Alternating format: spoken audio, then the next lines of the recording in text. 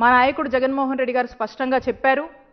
YSR Congress party ప్రజల పక్షాన ఒకటే కోరుతా ఉంది. మేము తీసుకొచ్చిన ఏ రిఫార్మ్స్ అయినా, మేము తీసుకొచ్చినటువంటి గవర్నమెంట్ మెడికల్ కాలేజ్ కానీ, ఈ ఆరోగ్యశ్రీ ట్రస్ట్ మోడల్ కానీ, మేము ఏవైతే ఇవి తీసుకొచ్చాం, ఇవి గొప్పగా అమలు చేశామో వీటికి అగేన్స్ట్గా వెళ్ళి దీన్ని ప్రైవేటైజేషన్ అనే పేరు పెట్టి దీంట్లో మీరు బిజినెస్ వెతుక్కుంటున్నారో, దీని ద్వారా మీరు ఏదైతే స్కామ్ చేయాలనుకుంటున్నారో, దీని ద్వారా ప్రజల ఆరోగ్యాన్ని పనంగా పెట్టి సొమ్ము చేసుకోవాలనుకుంటున్నారో ఇది కరెక్ట్ కాదు. రేపు మా వైఎస్ఆర్ కాంగ్రెస్ పార్టీ, మా జగనన్న ప్రభుత్వం అధికారంలోకి వచ్చాక ఖచ్చితంగా కూడా ఈ ప్రైవేటైజేషన్లో మీరు వేస్తున్నటువంటి అడుగులు, తీసుకున్నటువంటి ఆలోచనని ఖచ్చితంగా మేము రద్దు చేస్తాము.